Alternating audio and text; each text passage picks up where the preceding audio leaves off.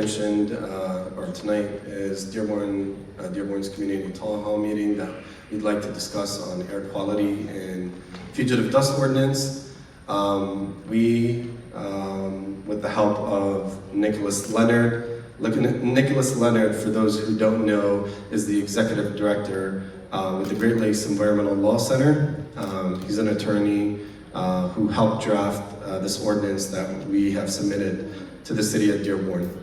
The Fugitive Dust Ordinance is intended to help regulate the emissions and the fallouts from mobile transit sources. Right now it's currently under review, so I'll let Nicholas Leonard go through the specifics to help explain the issues and the specifics of the ordinance. اليوم معنا المحامي والمدير التنفيذي لمركز القانون للبيئة. قدمنا قرار لمجلس المدينة أن يحسنوا البيئة، ومعنا المحامي نيكولاس لينارد بيدي التفاصيل عن القرار اللي تقدمنا وبيجاوب أي أسئلة من آخرها.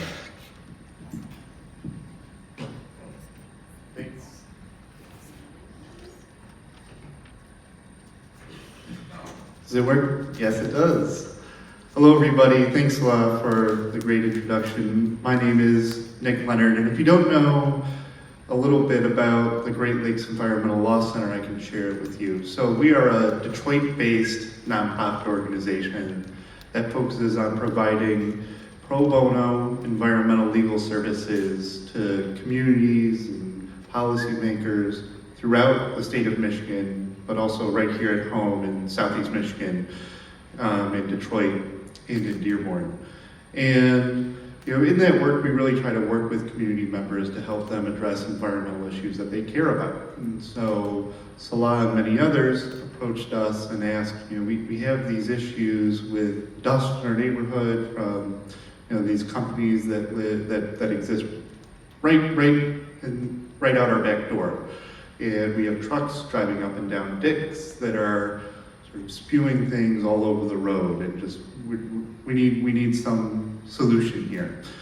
And I was so happy that they approached us because we had worked extensively on Detroit's dust ordinance and to regulate these very issues. And Detroit eventually passed the ordinance to regulate those activities.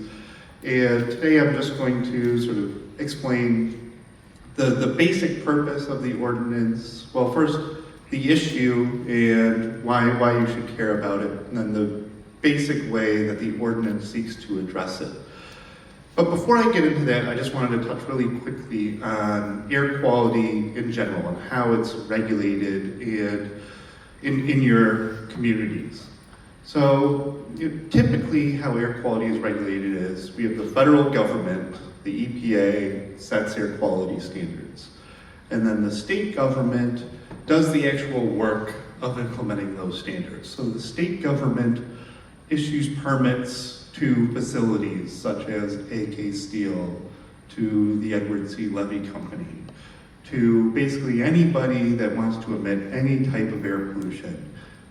It's the state that issues them a permit and makes sure that they're complying with all air quality laws and regulations. It's also the state that monitors 4 levels of ambient air quality. So it monitors sort of the quality of the air in our neighborhoods to make sure that it meets those standards set by the federal government. And then once again, it's the state that enforces all of these air quality laws and regulations. Local governments typically haven't played a very big role in air quality regulation, monitoring, enforcement, in any of it. And the unique thing about this dust ordinance that was passed in Detroit and that has been proposed in Dearborn is it sort of takes that and flips it on its head. So now it's local government establishing the standards. It's local government enforcing the standards. It's local government basically taking charge of especially local issues. And that's what I think this ordinance does really well. So why should you, well, first let's just talk for a second about what fugitive dust is. Like, what are we even talking about here? So it's a kind of a weird term, but it's kind of exactly what it sounds like. So some of you might remember in around 2013, some Canadian resident captured video of a dust cloud blowing across the Detroit River. It was featured on a bunch of local news stories. And what we found out was that that dust cloud was the result of petroleum coke storage piles sitting along the Detroit River. And petroleum coke is a byproduct of the oil refining process.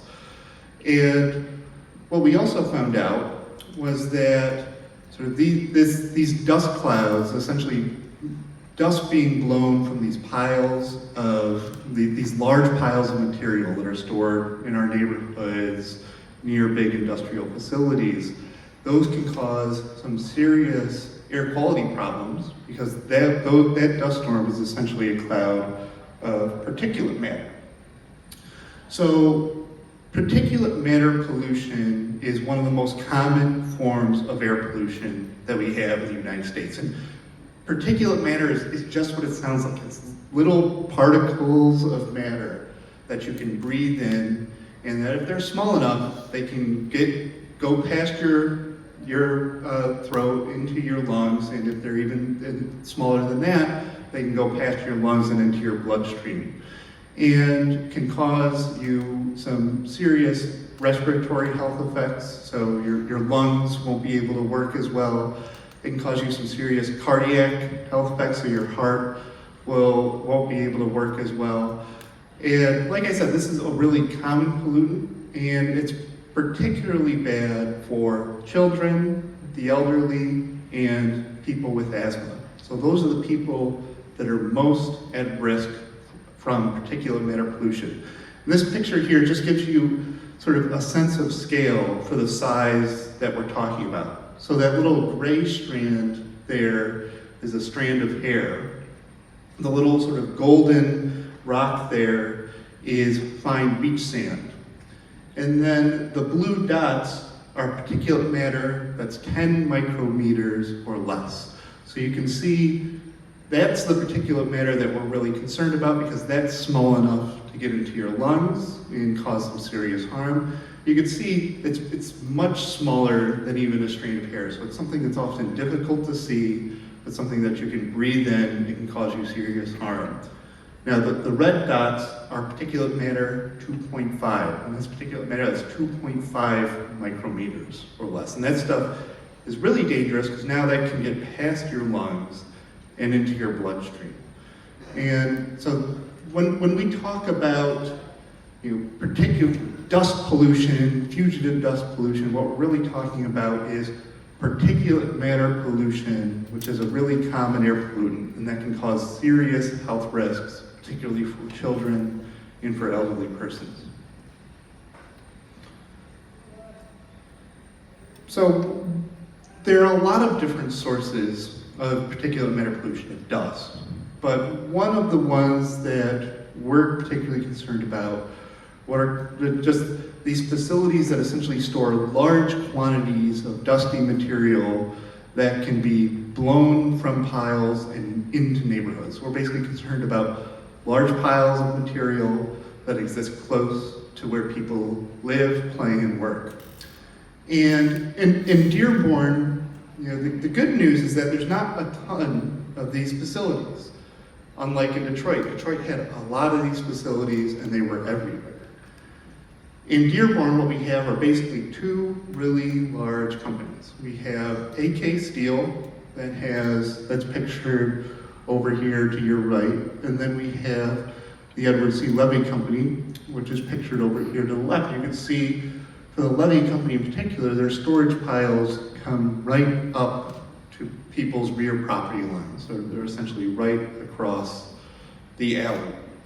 And so the concern here is that, especially for the closer you live to these facilities, the higher the risk is that you'll be exposed to an elevated level of particulate matter pollution, and that level might be high enough where it can impact your health. And remember, particularly for children, the elderly, or people with asthma. Those are the people that are most at risk here.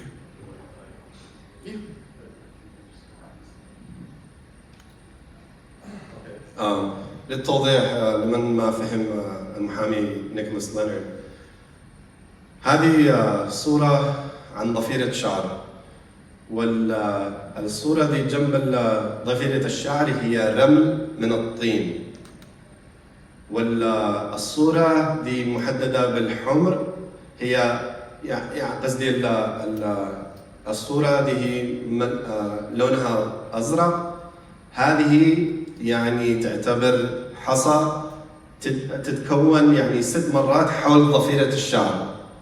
بكل حبة من الحبة الزرقاء عندك 4 حبات دي تحتوي من الحمر حول الحبة الزرقاء. هذه ما يدل يعني صغارة الجسيمة. الجسيمة هي البارتيكولار ماتر الذي يعني يمكن أن يدخل داخل الرئتين يتسبب أزمة ومن عدة الأمراض. فهذه الأهمية، هذول الحبوب الزرق يتسمى البارتيكولار ماتر 10، يعني تكون أصغر من يعني حبة رملة الطين ومن ضفيرة الشعر، وهذا أهمية وضرر البارتيكولار ماتر. If you go on to the next slide. وهذه الصورتين عن الصورة على اليمين هي صورة هوائية عن شركة AK Steel، والصورة دي على الشمال هي صورة هوائية من منطقة لافيز دي هي على قريب لانيو وديكس، وAK Steel على وايومينغ وميلر. واللون السود هذه بالصور الثنتين هي بعض الغبار الحاربة، دي هي مجموعة بالصورتين. على ما تشوفون الصورة دي على اليمين هذه تعتبر شركة يعني صنع حديد، فبتشوفها كلها يعني لون أسود. الصورة الشمالية هي الصورة دي لونها أخضر، هذه مناطق سكنية، وإذا تعرفوا هذه منطقة أمازون تحتوي على الخط هذا المتساوي، وراءها مباشرة شركة لافيز، هي الشركة التي تحمل الحدائد من شركة AK Steel لشركة لافيز وين يفصلوها ويعاملوها. لكن المقصد ان هي الشركة التي تعامل الحديد مقارنة للمنطقة السكنية يعني بحدود يمكن 10 أقدام أو 50 قدم، يعني قريب من المنطقة، وأي شيء من الغراب من التراب هذا الهارب يمكن يدخل للبيوت، ولا حتى الأطفال يلعبوا بالحوش، يعني يقدروا يستنشقوا هذا المادة ويسبب مشاكل الصحية.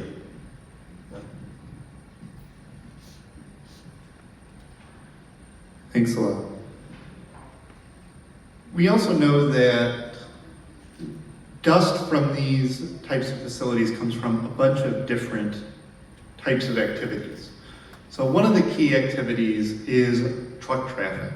Trucks can track in and track out dust from the facility, and it can sort of essentially be resuspended in communities and can impact your health. It can also, if the truck beds aren't covered, can emit, particulate matter can emit dust as it's going down the roadway. And that can not only impact your health, but it can create some serious traffic hazards if you're driving by.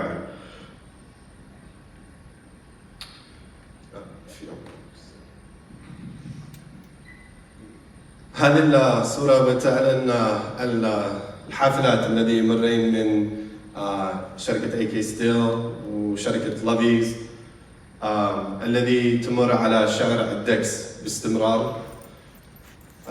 باستمرار على شارع الدكس وعدة مرات باليوم. وفي من ضمن بعض الهواية الغبار الهارب يخرجين من بعض الحافلات، وهذا برضو طريق يعني يتأثر الشخص بالمنطقة، مش بس من الحدائد دي بالشركات، برضو الحافلات الذي يحملين الحدائد من شركة AK Steel للافيز وين يحددوا الحدائد. So like I said at the start, the unique thing about this issue is it's a very local issue. You know, this is mostly impacting people that live within 1,000 feet, 1,500 feet of these types of facilities. And because of that, states don't generally take very aggressive action on this issue. Instead, it's been frequently local governments that have enacted their own laws and regulations to address this issue. Like I mentioned, Detroit is one of them, Chicago is another, and there are a number of other local governments as well.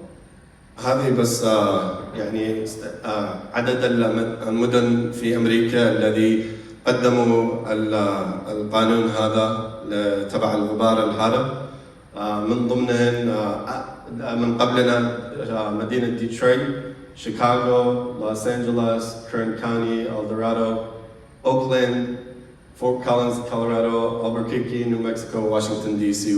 ومن ضمنها شوفوا من الولايات هذا كلهن في أمريكا 4 مدن في كاليفورنيا، لأن كاليفورنيا تعتبر من أحسن البيئة في الولايات المتحدة، ومن ضمنها بعدهم شيكاغو وديترويت، والآن بدنا نقدم القانون هذا في مدينة ديربورن.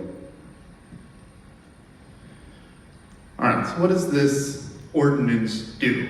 And I should mention the Dearborn ordinance that we drafted is largely based on the initial draft that we created for the city of Detroit. So basically what it requires is that all facilities that store large quantities of dusty material have to submit a management plan to the city of Dearborn. They also have to install pollution monitors at the fence line to basically make sure that they're not causing excessive levels of pollution that are impacting the health and well-being of their neighbors. They have to install dust control technology to limit that particulate matter pollution from their outdoor piles, from their roadways, and from trucks that are going in and out of their facility. And they have to take special actions to control particulate matter pollution when wind speeds get really high. So when wind speeds pick up, we see particulate matter pollution levels go up, and that's when they have to basically take special actions to control those emissions. Now, for pet coke, facilities that store petroleum coke and metallurgical coke, there are additional requirements because those facilities, those two substances are basically exceptionally hazardous. So petroleum coke we know is a very dusty material that can cause extremely high levels of particulate matter pollution. Metallurgical coke we know has concentrations of heavy metals such as arsenic and things that are very hazardous when they're ingested into the human body. Those two materials have to be stored in a fully enclosed structure to basically make sure that essentially no emissions, no particulate matter emissions are leaving that facility. And all of the material handling activities have to be conducted indoors. So, يعني ما هو القانون الذي قدم بعض الجالية مع مساعدة محامي نيك للمدينة؟ هي إن في كل المحلات الشركات ضروري أن يقدموا قرار للتراب الحاربة هذه. من ضمنها ضروري يعملوا مراقبة عن الإغاثات الحاربة على حدود الشركة. ثالثاً ضروري يؤدوا بعض التجهيزات في التراكات الذي يحتوي من الشركة مثلاً AK Steel لحد الشركة الذي يعامل بالحديد levies. ورابعاً إن إذا في ريح أزيد من 25 ميل بالساعة ضروري يأخذوا إجراءات زيادة لتحفيظ الإغاثات الحاربة من بعض الشركات من بعض الحافلات. وإذا عندهم إغاثات حاربية مخصص في الشركات الكيماوية في قرارات زيادة ضروري يأكدوا فيه. منهم هذا الباكوك والماكوك ماتيريال، إنه ضروري المادة هذه ضروري تتغطي كاملا بدون أي إسراب. وبرضه يكون أي معاملة مع هذه الكيماويات داخل الشركة ومش خارجها علشان ما تؤدي ولا تضر السكان حواليها. Alright, so that's the draft. Now I'm sure you're wondering, where is all of this at? And Salah may actually have more up-to-date information than me on this, but a draft of the ordinance has been provided to Dearborn City Council members and members of the administration, the mayor's office. And AK Steel and the Edward C. Levy Company have seen the ordinance and provided sort of their initial feedback about it. But, to my knowledge, no formal action has been taken by the Dearborn City Council yet. They're considering it, they're weighing it, they're thinking about what they want to do about this. And so it's particularly important that they hear, I think, from all of you. Now, just to give you a sense of the timeline, Detroit's ordinance regarding this issue took a very long time. That took approximately 4 years from the introduction of the draft to the passage of the ordinance. So things can take a long time, but they're also possible. And they're things that can have real impacts on public health and the quality of life in our neighborhoods. فوين وصلنا بالقانون؟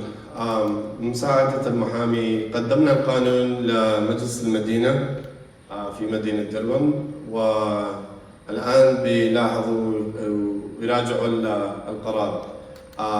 الشركات الثنتين الذي يضرين الزيادة منهن هي شركة AK Steel وأدوارد لافي، والاثنين قد حصلوا نسخة من القانون هذا وأدوا اقتراحهم للمدينة، مجلس المدينة.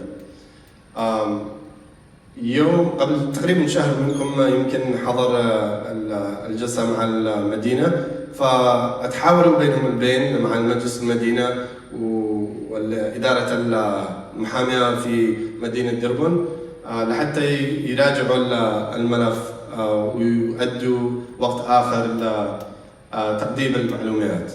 Just one thing I wanted to add is, as far as the action on what occurred since the submission of the ordinance, it was submitted about early this year, about February, March timeframe. The very first feedback that was received was May 23rd, which was a study session that City Council held with the legal team, the legal department, and the legal department had provided updates to City Council on the implications of the ordinance and was addressed. In attendance were members of the community, obviously the City Council members, the legal department, and Jennifer Dixon, who's the liaison representative for EGLE, formerly known as the MDQ, Michigan Department of Environmental Quality. Great. And so that's it. I wanted to, you can always feel free to give me a call or send me an email if you have other questions, but I also want to take the time to see if people have questions now that I can answer. One of the things that I am concerned about... I'm sorry, Aaron, we'll give you a phone if you can state your name, please. I am Larry Biggs from Dearborn, and I've grown up downriver my whole life. I grew up in River Rouge, which of course is one of the most polluted areas in the entire state, if not the nation. I'm concerned that this kind of pollution does not recognize boundaries, and we're talking about political boundaries taking action. Zug Island is not too far from us, and it has tremendous amount of piles of materials there, including coke. They use coke as part of the steelmaking process. It's my concern that you might get into a situation when it's local entities that are operating independently that they might work against each other to try to attract businesses from one city to another, where it will come to our city where we don't have those restrictions. And that it seems that it needs to be a more global, not global, but at least a regional issue rather than city by city. So I'm wondering, is there ways to align the cities like River Rouge, Ecorse, Melvindale, Allen Park, you know, all of the cities, Dearborn, that are affected by this in the downriver, immediate downriver area, and for them to act in concert? There is a way to do that, but it's, I think, politically more challenging.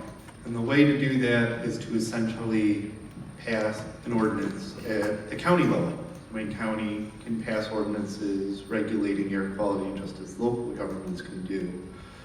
But obviously Wayne County is a bigger sort of government representing more people, and this does tend to impact exclusively Detroit, Dearborn, and downriver communities. And so the concern is that, you know, county commissioners that are representing other districts won't be as receptive. Now, you make a good point about the limits of local regulation here, but I will also say, in general, these issues are very hyper-local. So they are really impacting residents within the first 1,000 feet. And, you know, beyond that, the concerns drop. And so local governments can do something meaningful, but would a county ordinance be better? Yes, but you sort of sometimes play the hand you're dealt. If I can add to that, Larry, I don't imagine that if an ordinance like this is passed, that Levy or AK Steel or any of them is going to pick up and move to the neighboring city. I haven't seen the price tag on what it costs to build a new steel mill, but I imagine that it would be cheaper to just abide by the ordinance that's passed and to uplift a whole steel mill and go to a city that doesn't have an ordinance. And so I'm not too worried because the proposal is actually feasible. I think there's a middle ground. I think in our first conversation, our study session with the city council, I was optimistic at what I heard, and I think there's a way that we can actually pass a real solution to provide real results for the community that the business community won't be strongly opposed to. I will mention from the Detroit ordinance, we didn't see any facilities close and move anywhere else, to my knowledge. Marathon did file for an easement and they were denied, so that was good news. That's about it. Because Levy does have another facility in Ecorse.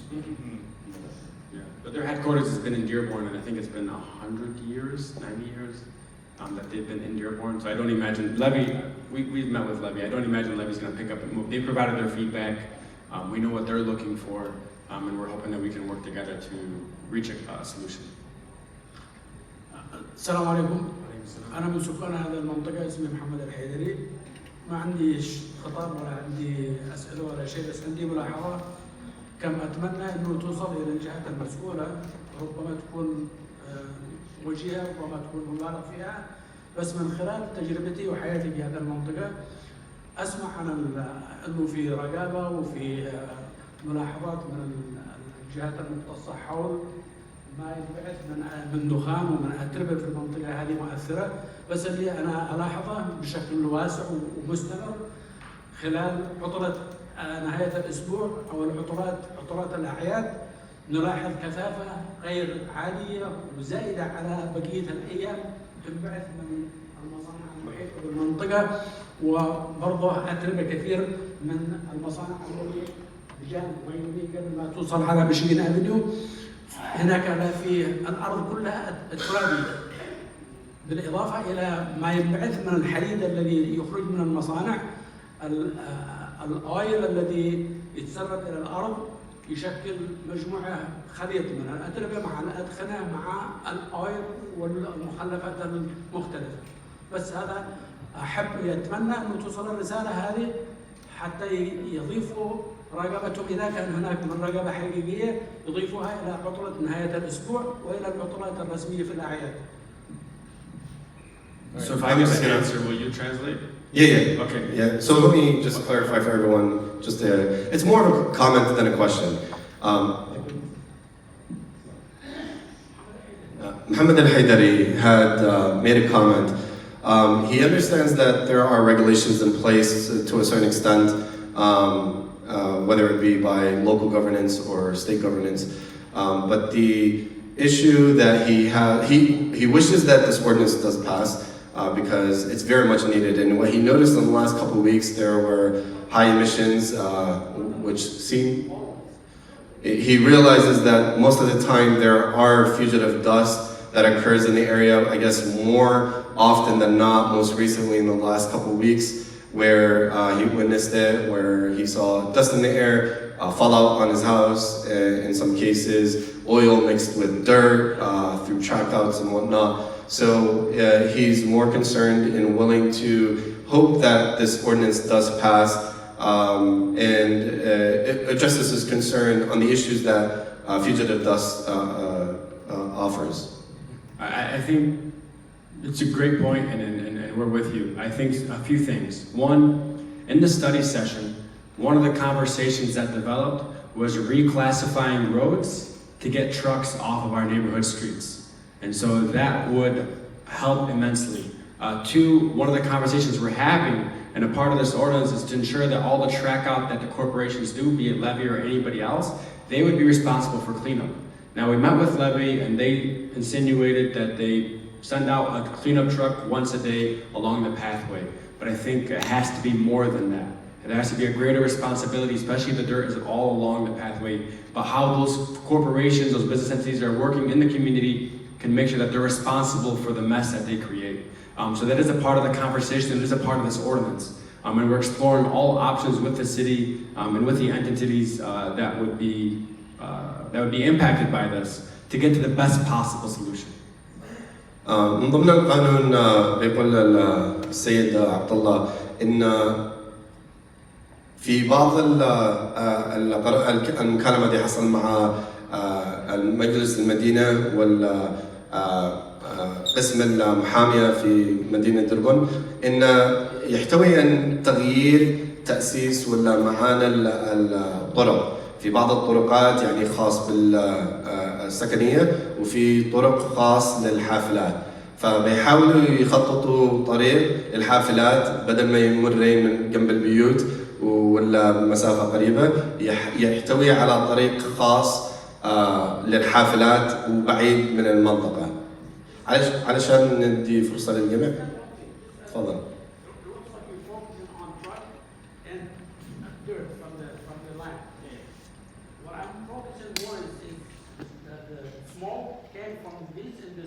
Okay. I don't know what you call it, 40, whatever it is, all these pipes. Yeah, okay. The smoke came on the weekend or on the holiday days. You can see the sky from this smoke more than maybe more than anybody else. Yeah. Okay. These industry around here, that's where the worst thing shines. إن شاء الله بندخل بالتفاصيل من بعد، لكن بس علشان تعرف في حالتين. في البيئة دي يعني الانبعاثات الهاربة من الشركات وفي الانبعاثات الهاربة من الحافلات. والقانون اللي قدمناه في مجلس المدينة خاص بالحافلات لأنهم عندهم الحكم أن يديروا ويحكموا الحافلات. من ناحية الشركات هذه بمستوى ولاية ميشيغان مش من حدود ديربون. ففي قسمين من النقاش القانون اللي بنتكلم عليه في حدود ديربون، ومن ناحية الشركات إن شاء الله قد معنا برضه دستور مع عبد الله حمود. عبد الله حمود برضه هو من مجلس النواب في ولاية ميشيغان، وهو إن شاء الله لما يتاح له الفرصة أن يتكلم يدي المعلومات إيش الولاية بتعمل لتحسين البيئة. So just to translate, the ordinance that we're trying to adopt is what the city would be able to do within their jurisdiction as it pertains to what's coming out from the factories that is under state regulation. I can tell you last month, the first thing that we did, we have a new director of environmental quality, or the Eagle department, or the new director that's in charge of what was the environmental quality department. We brought her down to Dearborn, and we took a drive through Dearborn and Detroit. It was an environmental justice tour. And what this was to highlight the pollution and the impact of all the factories in this area. So it is a major conversation that is being had right now. From the state level, unfortunately, the environment is the most political topic. But we are making strides. So firstly, in the budget, as was passed by the House, we have $100,000 in the budget right now to conduct a study in this area for the first time, to conduct a healthcare impact study. And this would be something that the department conducts to once and for all determine the health impact that all these factories have on the residents of Dearborn and Southwest Detroit. That's never been done before.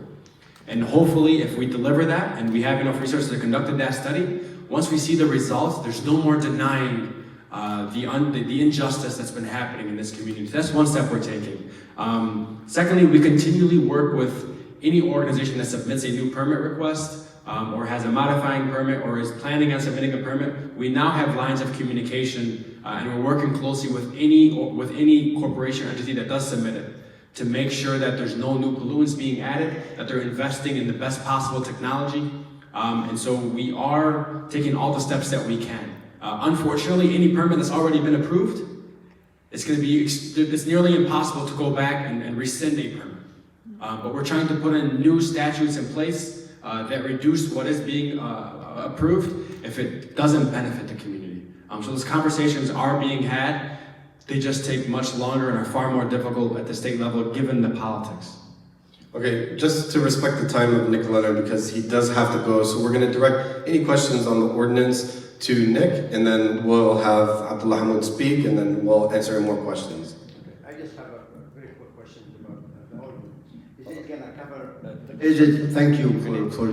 Thank you for doing that. Thank you. This is great, Representative Abdullah. We are grateful that you're taking that challenge, and I want everybody to know that this is a great challenge. It's all our challenges. As far as the current ordinance, is it going to cover best practices, or is this will be applying in the future? Say that again? Would it be applying? So it would apply now. Yeah. So is it going to be applied for now, or is it going to just be in the future? It would apply now to all facilities, whether they're new or existing. So basically every facility that's here would have to comply with the requirements. Any facility that comes in the future would also have to comply. Okay, second question, very quick. How are we doing with the city council? Because the community knows these city council members represent us and we need to contact them. Can we have an update in who's voting where and doing what? Yeah, so from that end, so on May 23rd, Salah indicated we had a study session. At the study session, we talked for a few hours in depth about the ordinance itself. Some new solutions were also proposed in conversation. So City Council thus far was receptive from the City Council members that were there. We're receptive to that something needs to be done. Now, is it this ordinance in its entirety? I don't know. Is it going to be components of this ordinance plus other components that they come up with? I believe that is going to be more likely what's pushed forward. But it's also important to say if you have relationship with City Council, even if not, if you're a resident of Dearborn, reach out to City Council. Let them know that you are in support of this ordinance. Let them know that you are in support of taking action on the environmental quality here in Dearborn, and that you would like to assist in any way possible. Or maybe you call for another study session or a City Council town hall to be held on the issue. Okay, just to elaborate real quickly, and we're going to answer 2 questions so he can go. But for some of you who didn't notice and may have came after you guys arrived, on the table sign-in sheet, please make sure to put your name, zip code, and email address. We also have a list of social media follows, Instagram, Facebook, and an email. So if you'd like to understand what the status is of the ordinance or any information on fugitive dust or air quality, please follow the social media pages and send an email to the email address. Again, thank you for preparing for this town hall meeting. My question is there a truck coming from outside or just from levy to AK Steel. And the company also will come in with proposal to amendment the community proposal need. Because proposal is مقترح مش قانون. Well, how long do you think, Abdullah, will take them to decide it, for the proposal that they're supposed to enforce it? So to the first question, trucks are 100% also coming from other cities. However, on city roads, we'd be able to enforce this policy. And so I had a conversation with Chief Haddad, and he's assured me that he already has the resources he needs. And if the right ordinance is in place, he can just enforce that policy. And it would be ticketing drivers that don't abide by this. And obviously with a big enough fine, you're probably not gonna come through our streets breaking the statute. Secondly, in terms of timeline and how long we think before something like this gets passed, it's hard to say. I think it's been done in Detroit, which makes it easier, because we see it happening in Detroit. The truck portion of this ordinance is a bit different than Detroit, so that's something that we are learning about. This idea of reclassification of roads is something that we're exploring, so it'll take some time. I'm hopeful, though, that the community shows that this is something that they really would like to see, and we all came together and really focused on this. And as soon as we get through budget season, which is what we're in right now, that this proposal can move. I would like to see it move by end of the year, ideally, and take into effect by then. So just to clarify, proposed ordinance. The ordinance is qanun, proposed is muqtara. So qanun and muqtara, the proposed ordinance, is not into effect. That's why it's a proposal. It has to be reviewed by City Council. Once City Council accepts, does it then become an official ordinance? So just for clarification. There are several steps. So they had a study session now. It could be another study session, then a town hall. Then you have to have 3 meetings to read it once, read it a second time, read it a third time, and vote.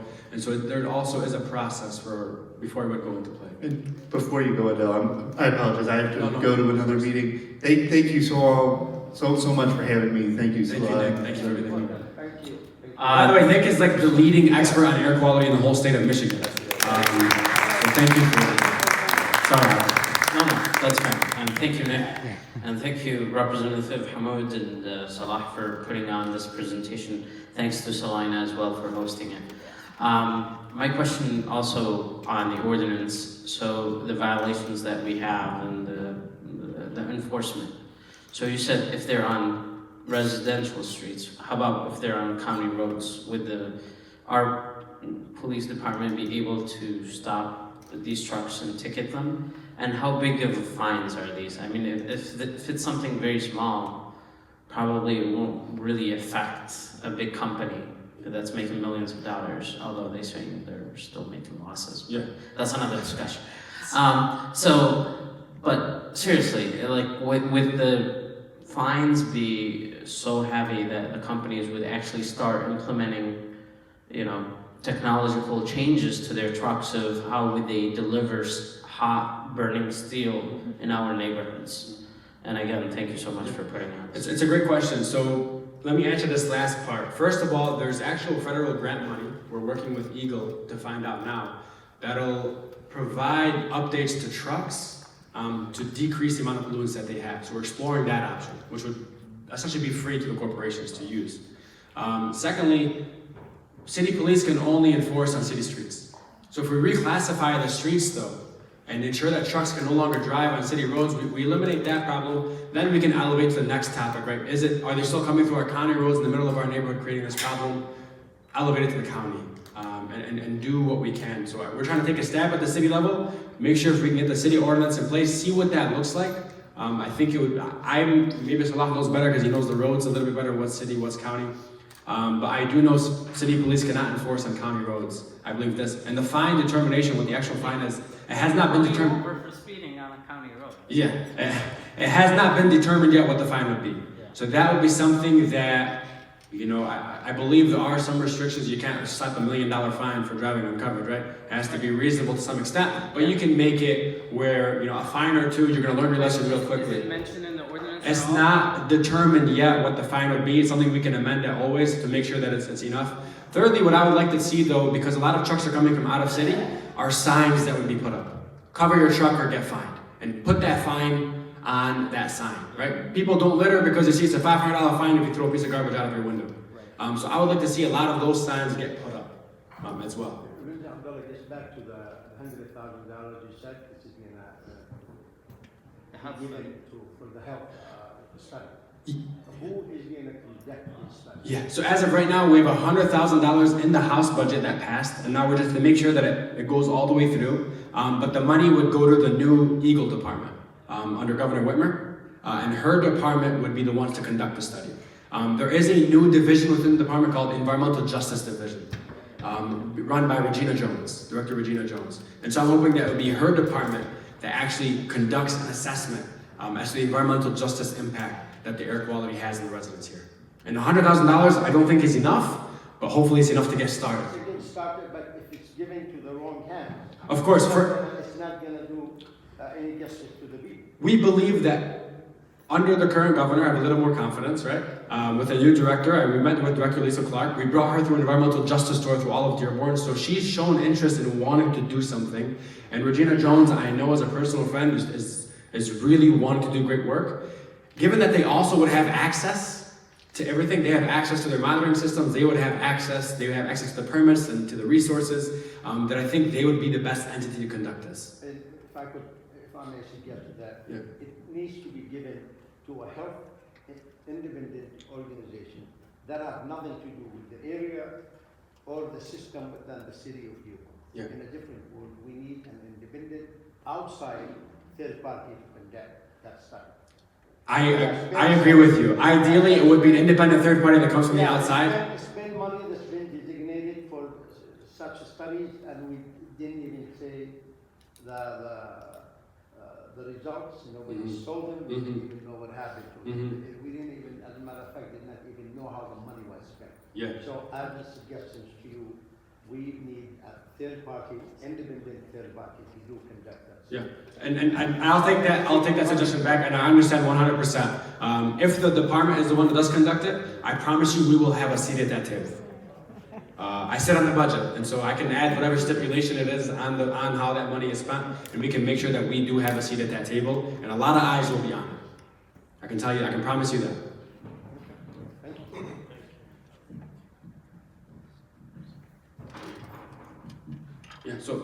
I'm going to speak to just a quick 2-minute overview about what's happening at the state. Last year, we introduced a lot of bills. Obviously, we had, the permit request that happened in the South End last year. We worked with the organization to figure that out. We introduced a lot of bills. We're working right now with the department about how we get notified on violations, how we get notified on new permit requests, and how they communicate with the community. Previously, the department just used to send an ad in the Dearborn Press and Guide, which nobody down here subscribed to. It was only in English. And so we're actually working on instituting a new policy where, one, they may send letters to every child at Salina whenever there's a violation of a company or whenever there's a permit request, so that people know when there's going to be a community hearing. We're working on trying to institute that. 2, if they do inform the public of a town hall, they're using the Yemeni American News, the Arab American News, and the Dearborn Press and Guide in every possible paper in the area, especially those that are free and bilingual. So we're working on instituting those policies. Those are conversations that are currently being had. Aside from the environmental justice tour, we're working strongly with a new coalition of legislators from Detroit. We're very passionate about this topic. We're actually going to go on an environmental town hall tour throughout Southwest Detroit. Some of it will go all the way up to Grand Rapids and back to Dearborn. We'll bring some of the environmentalists and just try to shed more light on all the environmental justice implications happening in our communities, specifically brown, black, and poor communities across the whole state. So that's what I have now. And then the $100,000 we spoke to. But that's all. That's the update I have now on what we have been working on and what we believe we can get done.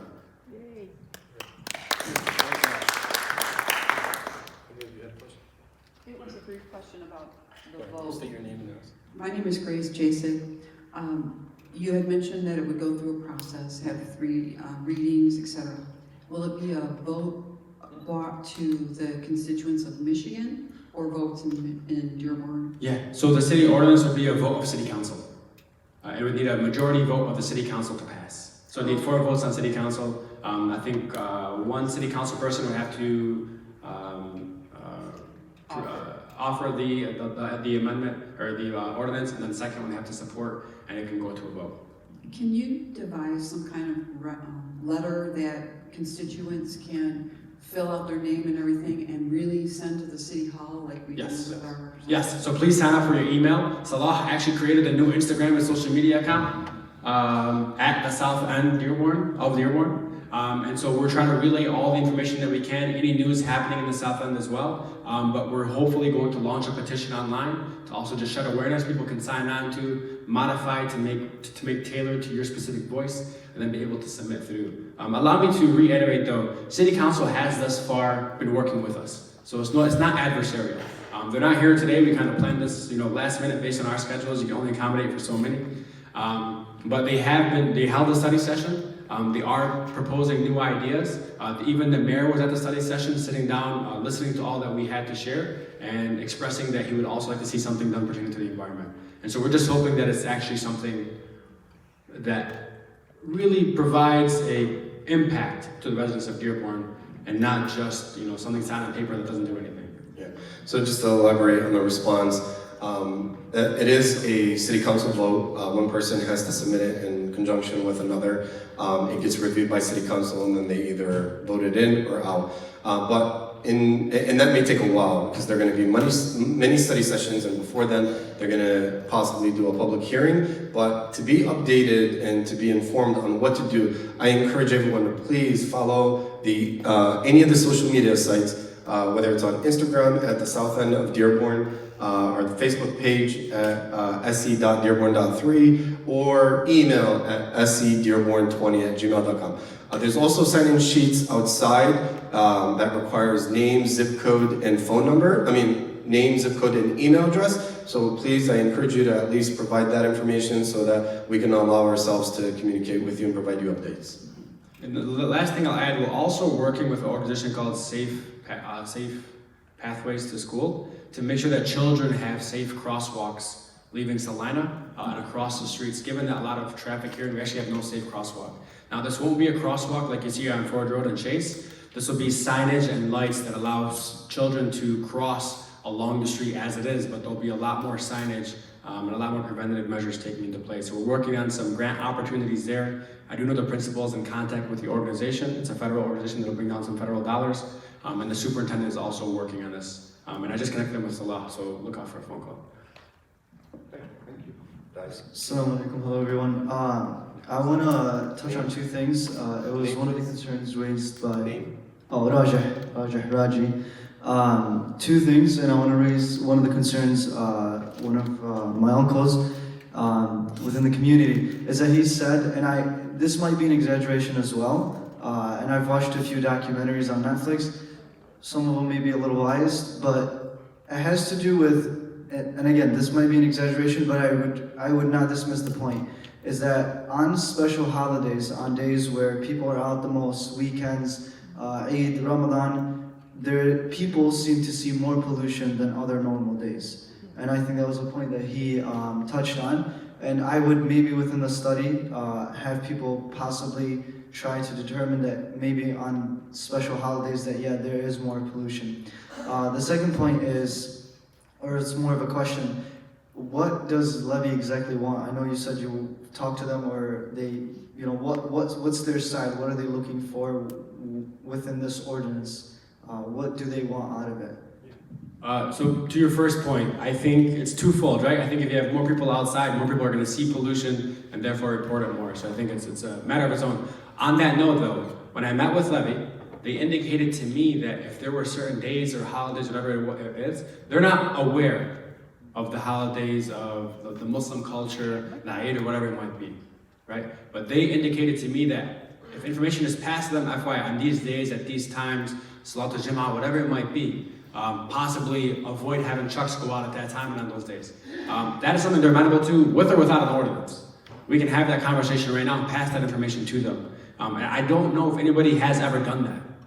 So part of it also is just establishing these relationships that may have existed decades ago, but no longer exist today with the community. And so we've also told them that there's no relationship with the community. You're known as the organization that drives trucks through our neighborhoods and pollutes with nothing else. So that's one part. To the second component about what does Levy want, they didn't specify exactly what they'd like to see changed. They expressed that they want to be at the table and having these conversations, and that they realize that they haven't done the best job in communicating, but that they can do a better job, and that they're willing to work with us to see something done for the community. The last thing they want is a PR nightmare, where Levy is embarrassed in the media, or any company is embarrassed in the media, when all it would take is just establish relationships and push forth some good policy that doesn't really cost anything to your business, to your bottom line. And in fact, it's just better relationships. So they haven't specified in writing exactly what it is, but we're having those conversations. I don't know if you Just also to elaborate on that, some of you may know, I don't remember the exact date, but some months ago, Levies had submitted a permit to the city of Dearborn to reclassify a zone of their property from a class 1 to 2 or 2 to 3, making it an industrial, which once again is against that fence line that is running on Eagle and Amazon, right? Where all the slags are already allocated, but they wanted to reclassify the zone, put a truck stop, which will increase the traffic of semi-trucks in the residential area. Obviously, you can imagine all the fugitive dust that will emit from such a change. So they submitted the permit and it went through review with the Planning Commission. And I can tell you by the end of the review, they got a wake-up call because they saw the outpouring support from the community addressing the concerns, and they actually rescinded the permit on their own without having the Planning Commission. So I just want to attest to the power of the community when the community comes together and voice their concerns. And that is what we're trying to do with everyone here and anyone that isn't here, is to be engaged, address your concerns, and let's be one voice together in making our environment better within the city of Dearborn and beyond. And let me add, we have played defense for so long, right? I think last year we fought, Consumers Energy issued a permit on trying to build a new turbine, and we pushed back strongly, but that was playing defense. We were reactive.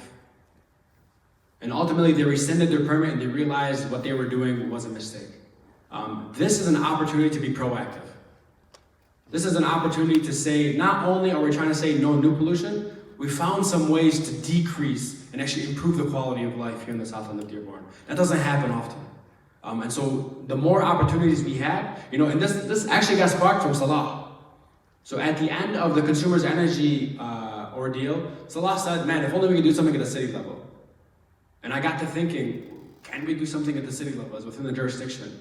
And we researched, we found Nick, we contacted Nick. Nick talked about Detroit, talked about Chicago, and we realized, you know what, it is possible, we can do something. Even if the state is gridlocked, here at the city level, we're all in support of this, hopefully. And it's easier to talk to 7 city council people than 148 legislators. And 7 city council people who are our neighbors, who are our families, our friends, we can speak to, who grew up here in the South End. So this is an opportunity to be proactive and actually make, it's a difference. It really is a difference. So if we get this through, I think it's something that, hey, we have a pathway now. This community mobilizes, it gets organized, and we show our city council something we're very passionate about and we're reasonable. There's no reason why we can't continue to do more and more of these. Great. Any questions? Other questions? Further questions? Abdullah, is it possible to give us the highlight regarding the insurance? Yeah, I'll touch on that. I think Betsy has a question. We'll answer any unrelated questions to this. I just want to make sure that everyone has an opportunity to ask any questions on this. Very important topic, auto insurance. My understanding, If you could state your name and question.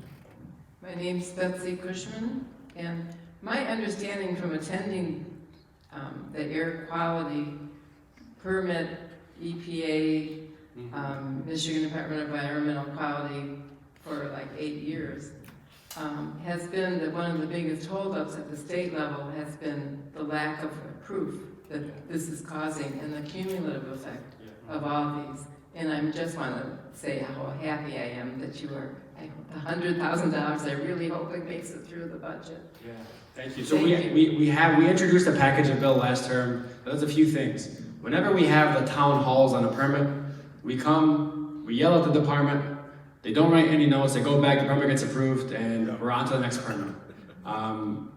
Here's what we submitted. One, moving forward, and we're working on to see if this is possible. We want the corporation that's requesting the permit to be at that town hall to sit at that table. We want them to talk to us and not have the department talk on their behalf, unfortunately. So we're asking for that change. One, that will build better relationships for us with the department because they don't have to defend the corporations or just sit there to take the heat. But it also makes the corporations have a conversation with us. Secondly, we introduced two bills. One, which would mandate the department to take into account the cumulative impact. No longer can an individual corporation submit a permit. As long as they meet the threshold, they get approved. If all the corporations together don't meet the threshold, none of them should be approved. Has that been passed? It hasn't been passed. It's been introduced, and we're looking to introduce it again this month. But we're also trying to figure out new ways, given we have a friendlier governor, on passing this through without legislation. Executive order or language in the budget, or just trying to be strategic in some other way. Sometimes we want an executive order, but we don't even want to announce the executive order. We just want it to go into place, and then when the corporations figure it out, they can fight it then. Because even executive order, as you saw with the first executive order the governor signed, they can overturn. Right? They can overturn with a majority in the House and the Senate, they can overturn an executive order. And so those are a few things we are working on, just new ways of thinking of solutions, such as the city ordinance. And so those are some of the things we're looking at. And with a new environmental justice director who's focused on this solely, that provides me some hope. Yeah, and it can be overturned, if not through majority numbers, by the next administration. So just wanted to touch a point on that. Also, a very good point that you mentioned in your question, proof of evidence, right? Because data is everything. Legislation is created by proof. I can tell you how hard it is to prove out these concerns, despite being so apparent to everyone living in around the area. They're right here on this facility, Salina. The back of Salina, in between Salina Intermediate and Salina Elementary, are a series of monitors that monitor certain pollutants. But here's the thing, right? It collects data on certain pollutants, particulate matter, but at the end of the day, who emitted them? What is the root cause? Where are these coming from? Is it from across the street, AK Steel, from a single source through their stack pipes? Or is it ongoing traffic through semi-trucks, cars, any other automobile or combustion-powered vehicle? And because that root cause cannot be defined, MDEQ cannot, nor the city level, if this ordinance passed, can enforce any regulations or any fees because the originator of that source cannot be defined. So just to bring to your point, it's very hard to prove out. Despite all the claims that we've done throughout the community, unless if they're there at the very moment you smelled or saw pollution, by the time they get here, it's all gone. And then no apparent pollution at the time, whether it's visible or by scent. So I do agree that it's very important, but yet again, we are hoping that through these forms of communications that will make it very easy to communicate. I encourage for single source pollutions by corporations in the area to please reach out to EGLE, formerly known as MDEQ, call them, provide an incident number, and in the communications, we'll give you step-by-step on what to do, right? Who to call, who to email, and with the collective complaints, we would like you to also CC the email on your screen so that we are able to compile all the complaints and use that as data to enforce new legislation or ordinances. Questions? Any other questions on the environment? Thank you, everyone. Thank you. All right. Good job. Thank you. So I'll answer Ali Knight's auto insurance question. If anybody have interest in that, I can talk to Ali separately. I'll talk to Ali All separately. right. If not, thank you all for joining. Have a good evening.